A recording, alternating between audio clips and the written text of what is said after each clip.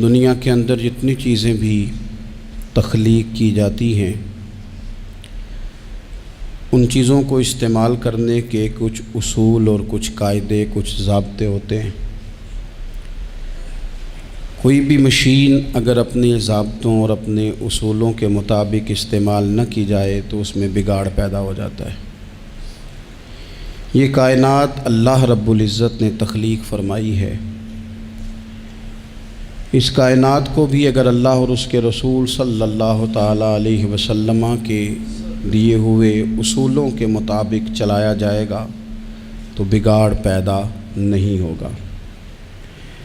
جب لوگ دھرتی رب کی ہو، زمین اللہ کی ہو، بندے اللہ کے ہوں، لیکن نظام اللہ رسول کا رائج نہ کیا جائے اور اپنی مرضی کے مطابق چیزوں کو لیا جائے تو پھر بڑی کوشش کے باوجود بھی معیشت، معاشرت، سکون، امن، عدل یہ چیزیں قائم نہیں ہوتی۔ اسلام کو جب ہم کامل، مکمل اور اکمل دین کہتے ہیں تو ہمارے دین نے ہمیں مسجد چلانے کا طریقہ بھی بتایا ہے اور ملک چلانے کا طریقہ بھی بتایا ہے۔ جس طرح کتاب و سنت کا نظام مسجد میں، مدرسے میں رائج کرنے کا کہا گیا ہے، اسی طرح کتاب و سنت کے نظام کو دنیا میں رائج کرنے کا کہا گیا۔ اللہ تبارک و تعالیٰ کی اس زمین کو، نظام حکومت کو، نظام عدل کو، نظام پارلیمنٹ کو جب شریعت اسلامیہ کے وضع کردہ اصولوں کے مطابق چلایا جائے گا تو امیر، تاجر، دولت مند، بیوروکریٹس یہ سب بھی سکون محسوس کریں گے، بہت سارے اعتماد کے ساتھ تجارت کر سکیں گے، وفاداری کے ساتھ اپنا وقت گزار سکیں گے۔ غریب آدمی کو آسائشیں اور سہولیات اس کے دروازے پر ملیں گی۔ اللہ تبارک و تعالیٰ نے بہت سارے اپنے نیک بندوں کو اقتدار دیا۔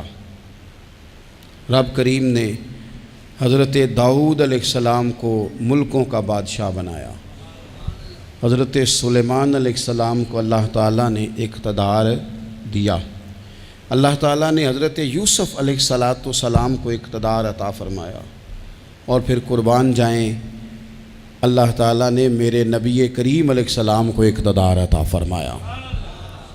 حضور سید عالم صلی اللہ تعالیٰ علیہ وسلم نے بحیثیت ایک سربراہ مملکت کے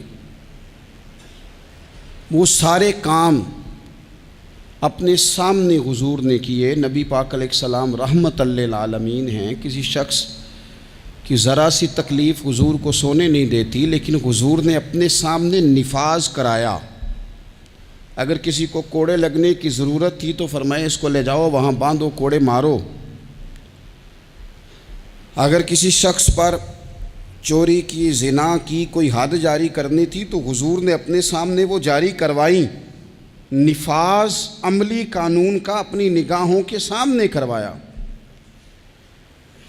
ایک سربراہ مملکت کس طرح سے وقت گزارتا ہے اور اسے کس طرح سے چیزوں کو لینا ہے، یہ ساری چیزیں اللہ کے محبوب علیہ السلام نے ہمیں کر کے، بتا کے، سکھا کے ہمارے لیے دستور چھوڑا۔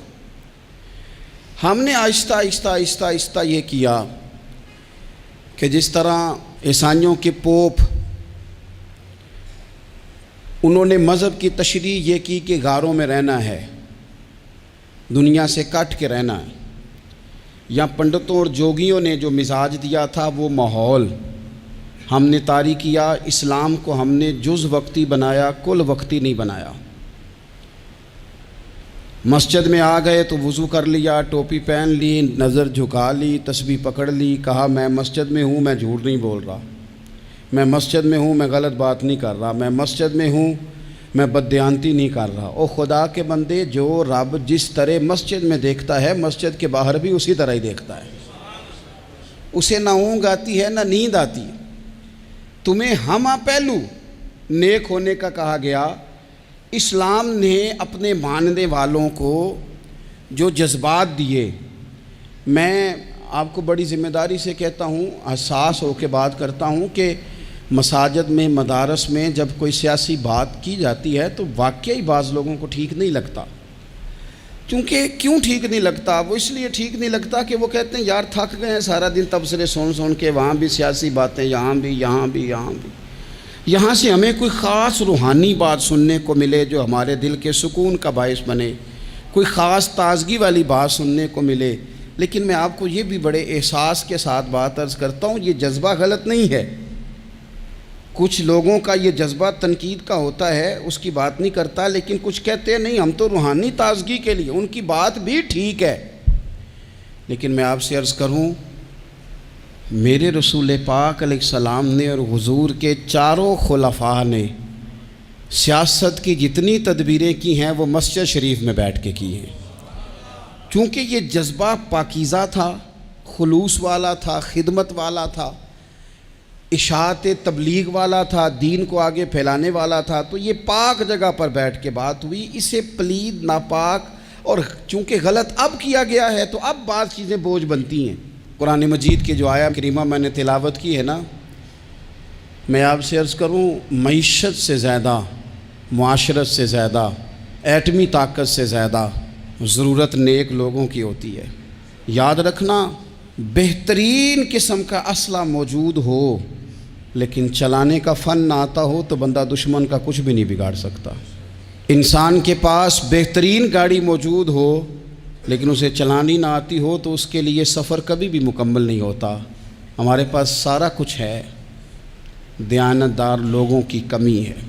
لوگ کہتے ہیں معیشت کا کچھ کرو، معاشرت کا کچھ کرو، تو یہ قرآن دیکھیں اللہ کا کیا فرماتا ہے۔ رب کا قرآن کہتا ہے الذین ان مکناہم فی الارض، کچھ لوگ وہ ہیں کہ اگر اللہ انہیں زمین میں اقتدار عطا کرے وہ کیا کریں گے؟ اقاموا الصلاۃ وآتوا الزکوٰۃ، وہ نماز قائم کریں گے، زکوٰۃ ادا کریں گے، وامروا بالمعروف، وہ نیکی کا حکم دیں گے، ونہوا عن المنکر، وہ بری باتوں سے منع کریں گے، وللہ عاقبۃ الامور، اور ہر کام کو اللہ ہی کی طرف لوٹ جانا ہے، سب کاموں کا انجام اللہ کی طرف ہونا ہے۔ ان لوگوں کو رب اگر اقتدار دے، ضرورت بندوں کی زیادہ ہے کہ بندے دیانتدار ملے۔ یہ وہ لوگ نہیں ہوتے کہ انہیں مال مل جائے تو یہ عیاش ہو جاتے ہیں، بلکہ انہیں مال کے خزانوں کی کنجیاں ملیں تو یہ رب کی غریب مخلوق کے لیے دروازے کھول دیتے ہیں۔ یہ نمازوں کا خیال کرتے ہیں، یہ دین کا ابلاغ کرتے ہیں۔ بیٹھے تھے حضور کے صحابہ حضرت عمر کے گرد، دوست یار پرانے باتیں ہو رہی تھیں، تو حضرت عمر کہنے لگے دور خلافت چل رہا ہے جناب عمر کا، میں کہہ چکا ہوں کہ ہمیں ضرورت متقی پرہیزگار لوگوں کی ٹیم کی ہے، ان لوگوں کی ضرورت ہے جن کے دل میں درد ہو، جو تقوی والے ہوں، جو مخلوق خدا کے بارے میں گنجائش رکھتے ہوں۔ حضرت عمر کے گرد دوست آپ بیٹھے ہیں تو حضرت عمر کہنے لگے چلو اپنی اپنی کوئی خواہش ہی بتاؤ۔ تو چونکہ حالات بڑے خراب تھے، قحط کا دور تھا، بعض جگہوں پہ غریبوں کو بڑی مشکل تھی، تو سب لوگوں نے صدقات اور خیرات کی ہی بات کی۔ ایک صاحب کہنے لگے میرا دل کرتا ہے کہ زمین غلے اور اناج سے بھر جائے ساری اور میں اللہ کی مخلوق میں بانٹ دوں۔ تو دوسرے نے کہا میرا دل کرتا ہے سونے چاندی سے زمین بھرے اور میں رب کی مخلوق پر تقسیم کر دوں۔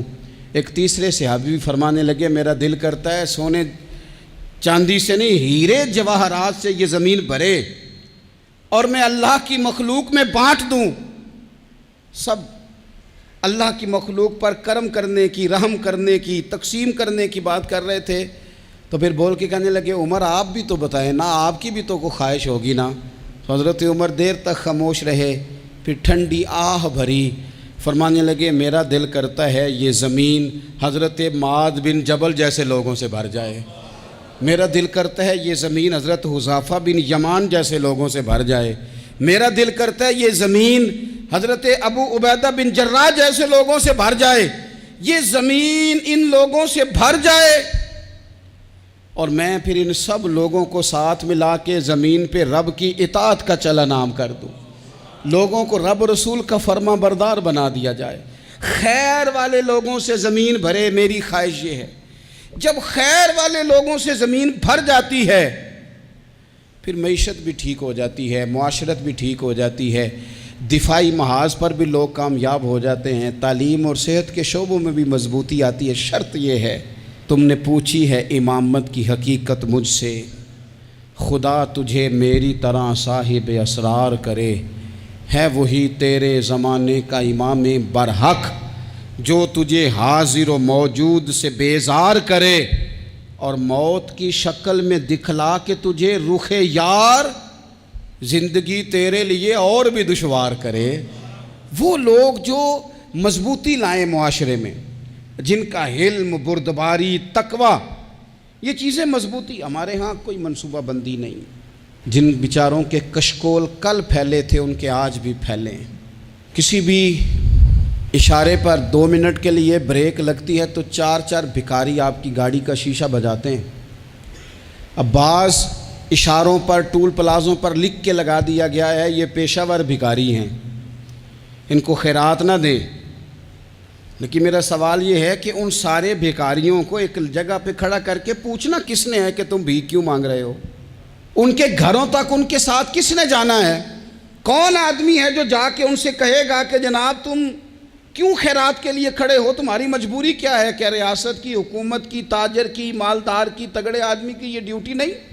ان تک رسائی کس نے حاصل کرنی ہے؟ وہ بیوہ جو پچھلے سال دروازے پہ زکوٰۃ لینے آئی تھی وہ اس سال بھی آئی ہے، وہ خاتون جسے پچھلے سال آٹے کا تھیلا دیا تھا وہ اس سال بھی آئی ہے، وہ خاتون جو پچھلے سال 4 بچوں کو ساتھ لے کر کے چھوٹوں کو آئی تھی وہ آج بھی اسی طرح کشکول طلب دراز کیے ہوئے ہے۔ اور حضرت عمر کیا فرماتے ہیں؟ سیدنا فاروق اعظم رضی اللہ تعالیٰ عنہ ارشاد فرماتے ہیں، اس کو امام بہقی نے اور امام سیوطی نے نقل کیا ہے، حضرت عمر فرمایا کرتے تھے کہ اگر میں زندہ رہا تو عراق والوں میں تمہاری بیواؤں کے لیے ضرورت کا اتنا سامان کر جاؤں گا کہ بی بی جب تک زندہ رہے گی کسی کی محتاج نہیں ہوگی۔ اس کے لیے اس طرح کے اسباب پیدا کر دیے جائیں گے کہ اسے حاجت نہیں ہوگی، اس کے لیے مستقل بنیادوں پر اس کے اخراجات دیکھ کر اس کے لیے اہتمام کر دیا جائے، اسے دوبارہ کشکول طلب دراز کرنے کی ضرورت نہیں پڑے گی۔ ایک صحابی تھے حضرت جناب سیدنا خفاف بن ایما غفاری رضی اللہ تعالیٰ عنہ، انہوں نے بڑا کردار ادا کیا تھا میدان احد میں، انہوں نے اور ان کے صاحبزادے نے۔ تو ان کی بیٹی ایک دن حضرت عمر کے پاس آئی، اب وہ بیٹی بیاہ کے جا چکی تھی، اس کی شادی ہو گئی تھی۔ حضرت خفاف بن ایما رضی اللہ تعالیٰ عنہ کی صاحبزادی اپنے سسرال چلی گئی تھی، وہاں اس کا خامد انتقال کر گیا، وہ خاتون واپس آ گئی، وہ حضرت عمر سے ملی، بیوہ عورت۔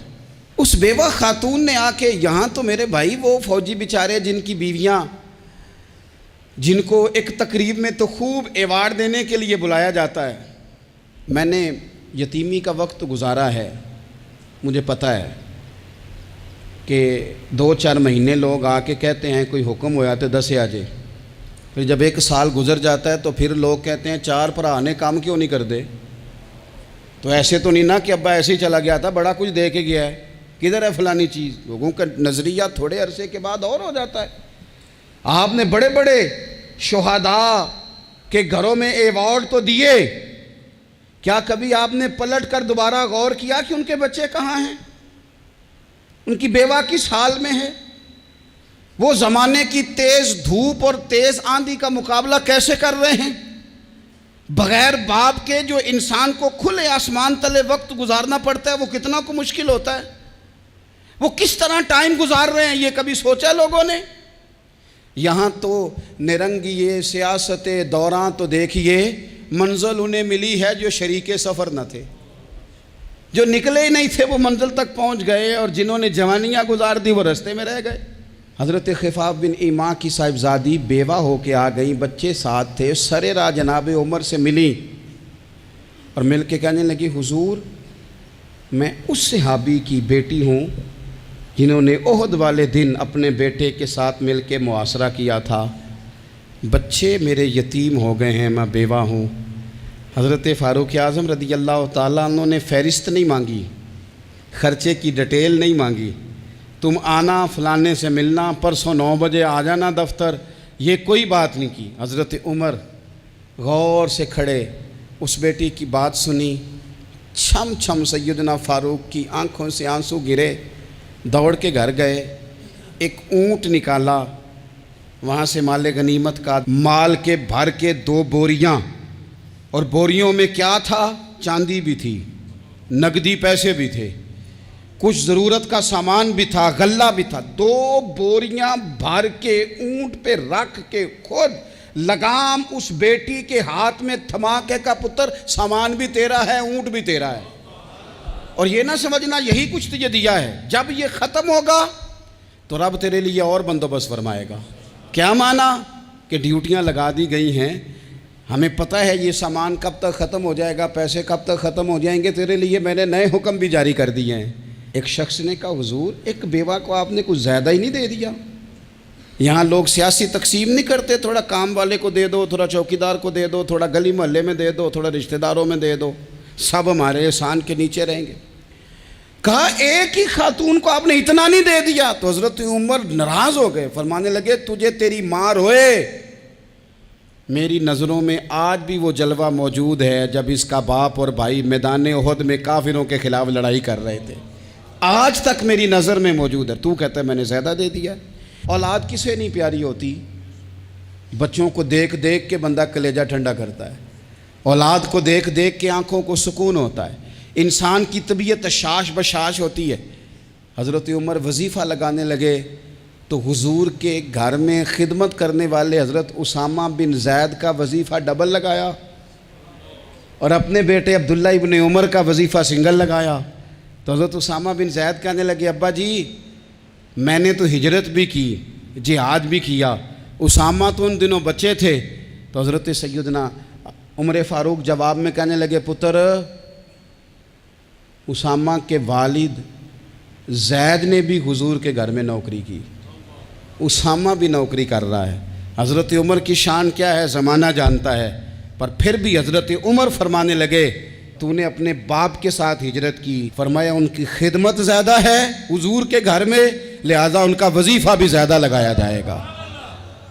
ہمارے ہاں ہم نہ میرٹ کرنا چاہتے ہیں پر دوسروں کے لیے، اپنے اوپر کسی میرٹ کو ہم قابل قبول بالکل نہیں۔ یعنی میں سودا خالص لینا چاہتا ہوں دکان سے،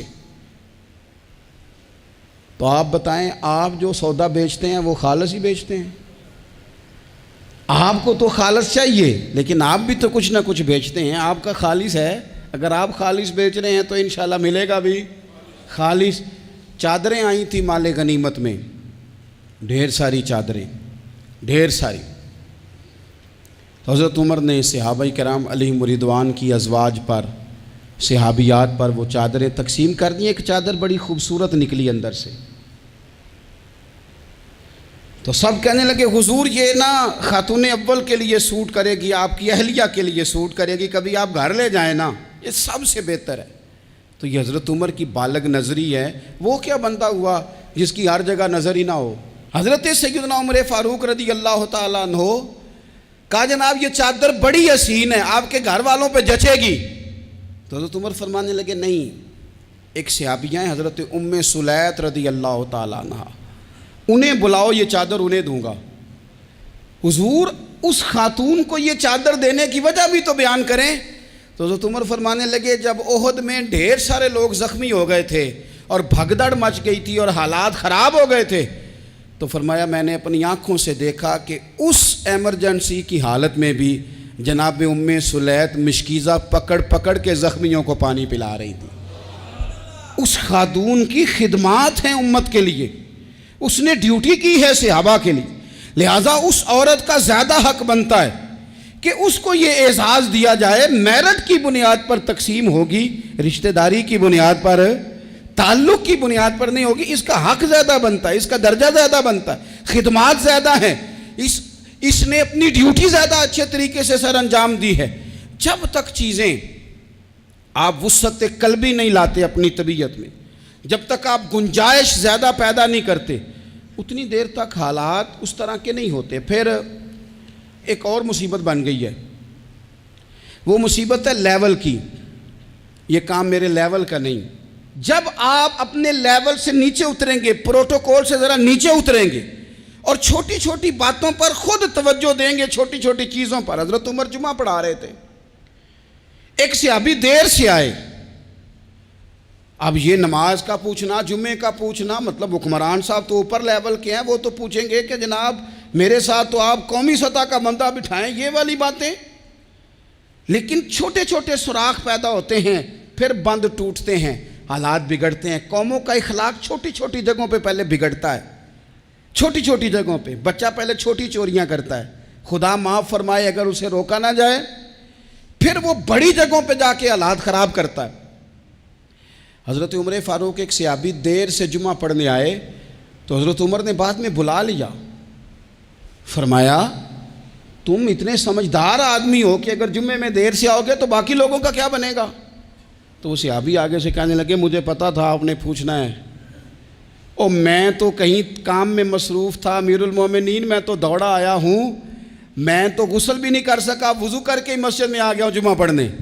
تو حضرت عمر فاروق ان کی بات سن کے خوش ہوئے، فرمانے لگے رب تیرا بھلا کرے، اس طرح کرنا، آئندہ جمعہ پڑھنے آنا تو غسل کر کے آنا، میرے نبی پاک نے غسل کرنے کا ارشاد فرمایا جمعے والے دن، غسل کر کے آنا۔ ان باتوں کا بھی، یعنی حکومت کے قومی معاملات اور عالمی نقطہ نظر بھی ان کے ذہن میں ہے، اور یہاں تک جو باریک چیزیں، یعنی حضرت عمر فاروق گزر رہے تھے تو کسی باغ کے کونے میں کھڑے ہو کے کچھ بچے چھوٹے چھوٹے بچے وہ کھجوریں اکٹھی کر رہے تھے، تو حضرت عمر نے کہا کس کے باغ میں لگے ہوئے ہو؟ سب بچے دوڑ گئے، تو حضرت سنان بن سلمہ فرماتے ہیں میں بھی چھوٹا تھا، میں کھڑا ہو گیا تو میں نے کہا حضور ہم نے توڑ کے نہیں کھجوریں کھائیں، گری ہوئی کھائی ہیں، اور آپ کو پتہ ہے جو رستے میں گر جائیں وہ اٹھانی ناجائز نہیں ہوتی، تو حضور یہ گری ہوئی کھجوریں کھائی ہیں۔ تو کہتے ہیں حضرت عمر فاروق بچے کی بات سن کے کہنے لگے رب تیرا بھلا کرے، تو نے صحیح بات کی طرف میری توجہ کرا دی ہے، اللہ تیرا بھلا کرے۔ اور پھر حضرت عمر رضی اللہ تعالیٰ عنہ اس چھوٹے سے بچے کے پاس کھڑے ہو گئے۔ کون؟ کس کے پاس؟ نہیں، خواب تو نہیں دیکھ رہے میں اور آپ، حکمران وقت 22 لاکھ مربع میل کا حکمران بچے کے پاس کھڑے ہو گئے، چھوٹے بچے کے پاس۔ دکان پہ غریب آدمی چڑھ آئے نا، دکاندار صاحب اللہ ماشاءاللہ ان کا مزاج خراب ہو جاتا ہے، اور تیسری چیز کہ نا وہ والی دکھاؤ تو کہتے لینیاں تے لے تو جا، اور اگر تگڑا بندہ آ جائے تو کہتے ہیں جناب آپ اس طرح کریں نشاندہی کر دے، میں انشاءاللہ خرید کے لا کے پیش کر دوں گا۔ مزاج بدل جاتا ہے، غریبوں کے پاس، چھوٹوں کے پاس، عام آدمی کے پاس آپ جائیں۔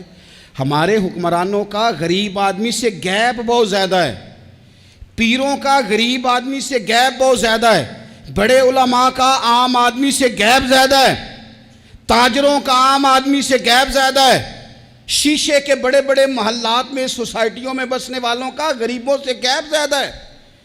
اس لیے امیر غریب کی تفریق بڑھ گئی ہے، حالات اور طرح کے ہو گئے، بعض غربا امیروں سے نفرت کرنے لگ گئے۔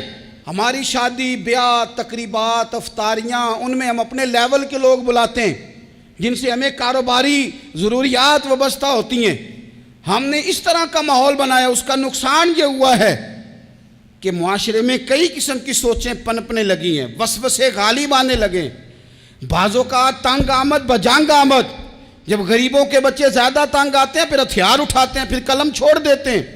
سوچنے کی ضرورت ہے ملک میں کہ برائی جنم لیتی کہاں سے ہے، یہاں تک اتر کے حضرت عمر فاروق ان لوگوں سے پیار کرتے۔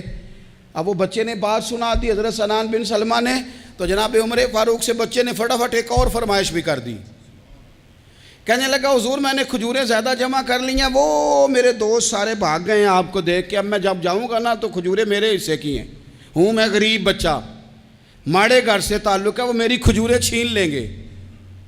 حضرت عمر کے ساتھ سپاہی بھی تھے، سارا کچھ بھی تھا، حضرت عمر نے بچے کا بازو پکڑا، فرمایا چل میں تجھے تیرے گھر چھوڑ کے آتا ہوں۔ حضرت عمر اس غریب کے دروازے پہ دستک دے کے کہا تیرا پتر تھا، پکڑ کے اس لیے لایا ہوں کوئی امیر زادہ اس غریب کے بچے کو تنگ نہ کر سکے، اللہ کوئی ایک بھیجنا حضرت فاروق اعظم کا ماننے والا جو غریب کے بچے کا بازو تھامے اور اسے کہے کہ کوئی امیر زادہ اس پر ظلم نہیں کرے گا، کوئی اسے تھپڑ نہیں مارے گا، کوئی اس کے حصے کے نمبر نہیں لے گا، کوئی اس کی جگہ رشوت دے کے نوکری پہ نہیں بیٹھ جائے گا، کوئی اس کی جگہ پیسے دے کے آگے نہیں بڑھ جائے گا، کوئی آئے نا جو اشک شوئی کرے، جو آنسو پونچھے لوگوں کے، لیکن یہاں تو منزل انہیں ملی ہے جو شریک سفر نہ تھے۔ میرے عزیزو، اس نہج پر دین نے ہمیں اسباق پڑھائے، اس نہج پر۔ حضرت عمر چھوٹی چیزوں کا، مسجد نبوی شریف میں آپ نے دیکھا دو لوگ اونچی آواز میں بات کر رہے ہیں، تو حضرت عمر نے فرمایا انہیں بلا کے لاؤ، بلا کے لایا، فرمایا تمہیں پتہ نہیں یہ حضور کی مسجد ہے؟ لا ترفعوا اصواتکم فوق صوت النبی، اے پائے نظر ہوش میں آ، یہ کوہ نبی ہے، آنکھوں سے بھی چلنا یہاں بے ادبی ہے۔ پتہ نہیں وہاں سارے نعرے ہی غلط ہیں، کسی کے مرد آباد کا نعرہ ہو تو وہ بھی غلط، اور کسی کے زندہ آباد کا نعرہ ہو تو وہ بھی غلط۔ وہاں ایک ہی نعرہ صرف اچھا لگتا ہے، وہ کیا ہے؟ یا رسول اللہ انظر حالنا، یا حبیب اللہ اسما۔ وہاں ایک ہی نعرہ اچھا لگتا ہے کہ سونے آ گئے ہیں، نظر کرم ہو جائے، یا رسول اللہ پہنچ گئے ہیں، روزے دے دوالے نے غلامہ دیاں ٹولیاں، او ویکھو ایک پہ سن دے کروڑاں دیاں بولیاں۔ وہاں یہی نعرہ اچھا لگتا ہے، لب واہ ہیں، آنکھیں بند ہیں، پھیلی ہیں جھولیاں۔ کتنی مزے کی بھیک تیرے پاک در کی ہے، اور قربان جاؤں اپنے امام پر، اس قلم پہ واری جس سے وہ لکھا کرتے تھے، کہنے لگے کعبے کا نام تک نہ لیا، طیبہ ہی کہا، پوچھا جو تھا کسی نے کہ عظیمت کدھر کی ہے، ان کے طفیل حج بھی خدا نے کرا دیے، ورنہ اصل مراد حاضری تو اس پاک در کی ہے۔ تو حضرت فاروق اعظم رضی اللہ تعالیٰ عنہ نے نا ان دو لوگوں کو بلایا، اور بلا کر کے فرمانے لگے کہاں کے رہنے والے ہو، کہاں سے آئے ہو؟ انہوں نے کہا جی ہم طائف کے رہنے والے ہیں۔ فرمایا تمہیں پتہ نہیں یہ نبی پاک کا روزہ ہے، حضور کی مسجد ہے، یہاں آواز اونچی نہیں کرتے، تمہیں خبر نہیں؟ اور پھر حضرت عمر فرمانے لگے اگر تم مدینے کے رہنے والے ہوتے تو میں تمہیں کوڑے مارتا، میں تمہیں سزا دیتا، تمہیں پتہ نہیں کہ کس طرح کا مزاج اور ماحول ہونا چاہیے۔ تو حضرت فاروق اعظم رضی اللہ تعالیٰ عنہ کی جو خدمات ہیں، آپ تو بازاروں میں جب جاتے تھے نا تو فرماتے تھے ہمارے بازار میں صرف وہ بندہ آ کے کام کرے جو دین کا علم جانتا ہے، جسے تجارت کے اصول پتہ ہیں وہ آئے، دوسرے کو بیٹھنے نہیں دیتے تھے۔ اپنے مزاج کے لحاظ سے، اپنی طبیعت کے لحاظ سے مخلوق کے لیے دلوں میں نرمی رکھتے تھے، مزاج میں نرمی۔ ایک بات آپ نے کئی دفعہ سنی ہوگی، میرا بڑا دل کرتا ہے پھر سے اس کو دہراؤں، میں نے اسے سینکڑوں بار پڑھا ہے۔ جب طبیعت پوری بے چین ہوتی ہے اور اپنی ذمہ داریوں کا احساس کرنے کو دل کرتا ہے نا، تو پھر خیال آتا ہے کہ ہم بھی پڑھیں ذرا ان چیزوں کو، بار بار پڑھتا ہوں تاکہ احساس ذمہ داری پیدا ہو۔ آپ کے غلام اسلم فرماتے ہیں رات کو میں اور جناب عمر نکلے تھے، تو ایک مکان میں ہم نے دیکھا کہ ایک عورت نے نا، اس کے بچے بار بار شور کر رہے ہیں اور وہ کچھ پکا رہی ہے، آواز آ رہی ہے۔ تو حضرت عمر نے دروازے پہ دستک دی، کون ہے دروازے پہ؟ کہا میں ایک غلام ہوں۔ حضرت عمر کہتے ہیں غلام ہوں، بہن کیا مسئلہ ہے، بچے کیوں رو رہے ہیں؟ تو بی بی کہنے لگی تمہیں کیوں بتاؤں، جاؤ نا اپنا کام کرو۔ حضرت عمر نے اصرار کیا تو تلخ لہجے میں، جس سے غصہ نہیں کر جاتے حکمران، councillor, chairman, M P M N A, ناراض نہیں ہو جاتے، اس تلخ لہجے میں بی بی کہنے لگی دعا کرو اللہ میرے اور عمر کے درمیان قیامت میں فیصلہ کرے۔ کیسا حکمران ہے کہ اس کی حکومت میں میرے بچے بھوکے سوتے ہیں، یہ میں نے پانی میں روڑے ڈال کے چڑھائے ہیں، لیکن یہ پیٹ کی بھوک یہ بڑی ڈاڈی ہوتی ہے، یہ نیند بھی نہیں آنے دیتی۔ خیال تھا رو دو کے سو جائیں گے، پر سو بھی نہیں رہے۔ حضرت فاروق اعظم دوڑے گئے، گھر سے سامان، اناج، غلہ کندھے پہ رکھا۔ خادم کہتے ہیں میں نے کہا کہ مجھے دے دیں، فرمانے لگے چل تو وعدہ کرنا قیامت میں بھی میرے بوجھ اٹھائے گا۔ کہ حضور نہیں، وہ تو میرے بس کی بات نہیں۔ فرمایا پھر مجھے کرنے دے۔ دوڑے آئے، اس خاتون کے دروازے پر لا کے وہ چیزیں رکھیں، کہا بہن اگر تو پردہ کر لے تو یہ غلام نا آج کھانا پکا دے تیرے بچوں۔ پھر وہ گھی چڑھا کے، چینی ڈال کے، کچھ سامان پکتا تھا وہ کھانا پکایا۔ غلام کہتے ہیں جب پھونکے مارتے تھے تو داڑھی سے دھواں نکلتا تھا، آگ جلاتے تھے دھواں نکلتا، پھر کھانا پکایا، پھر ان بچوں کو کھلایا۔ پھر حضرت عمر فاروق رضی اللہ تعالیٰ عنہ نا تھوڑے پیچھے بیٹھ گئے تو بچوں کے ساتھ اس طرح کی باتیں کرنے لگے کہ وہ ہنس پڑیں۔ جناب اسلم کہتے ہیں بچے اس بیوہ کے ہنستے تھے، بچے ہنستے تھے اور عمر روتے تھے۔ جب وہ ہنستے تھے تو فاروق روتے تھے۔ پھر وہ بچے آہستہ آہستہ لیٹنے لگے، اور جب وہ سونے کی طرف بڑھنے لگے تو حضرت عمر کہنے لگے بہن میں جاؤں؟ کہنے لگی رب تیرا بھلا کرے، میرا کلیجہ پھٹ جاتا اگر میرے بچوں کو آج شام بھی روٹی نہ ملتی۔ تو سیدنا فاروق اعظم رضی اللہ تعالیٰ عنہ کہنے لگے پھر تو میرے لیے دعا کرے گی؟ کہنے لگی میں دعا کرتی ہوں اللہ عمر کی جگہ تیرے جیسا کو نیک آدمی بٹھا دے۔ تو حضرت عمر کہنے لگے ایک چھوٹی سی گزارش بھی مان لو گی؟ کا کیا؟ فرمانے لگے کوئی یہ میری خدمت اگر پسند آئی ہے تو عمر کو معاف نہیں کر دیتی؟ غلطی ہو گئی، اسے پتہ نہیں تھا۔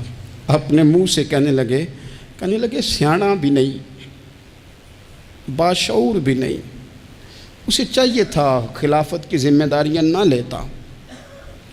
لیکن حضرت صدیق نے کہا تو وہ مان گیا، لیکن بہن میں اسے جانتا ہوں، بزدل بڑا ہے، کمزور بڑا ہے، ضعیف بڑا ہے، اگر تو قیامت میں اس کی شکایت لگائے گی تو بڑا کمزور پڑ جائے گا، اس کے لیے مشکل ہو جائے گا۔ تو کہنے لگی اچھا اگر تو اتنی سفارش کرتا ہے تو جا، میں نے عمر کو معاف کیا۔ حضرت فاروق اعظم نے چہرے سے کپڑا ہٹایا تو بی بی کہنے لگی اوہو آپ عمر ہیں؟ تو آپ فرمانے لگے میں جو بھی ہوں تو وعدہ کر چکی ہے کہ تو نے عمر کو معاف کیا۔ پھر باہر نکلے اور اپنے خادم جناب اسلم سے کہنے لگے 2 بندے اور بلا اور انہیں گواہ بنا کہ میں نے اس غریب کے روتے بچے ہنسائے ہیں، تو جا کے ان کو بتا میں نے وہ ہنسائے ہیں، اس کے بھوکے بچوں کو میں نے روٹی کھلائی ہے، اور تو گواہ ہو جا کہ اس بی بی نے خود کہا ہے بغیر جبر کے، میری گزارش پہ کہا ہے کہ میں نے عمر کو معاف کی۔ کیوں نہ ہم بھی اپنی اپنی ذمہ داریوں کا احساس کر لیں، کیوں نہ ہم بھی جہاں جہاں ہماری ڈیوٹی ہے ہم بھی وہاں غور کر لیں، کہیں ایسا تو نہیں کہ ہم بھی کمزور پڑ گئے ہیں، ذمہ داری تو لے لی ہے پر اب ہم ادا نہیں کر پا رہے، ورنہ وہاں سے معافی لے لیں۔ اللہ تعالیٰ سیدنا فاروق اعظم کا فیضان عطا کرے۔ آخر دعوایا ان الحمدللہ۔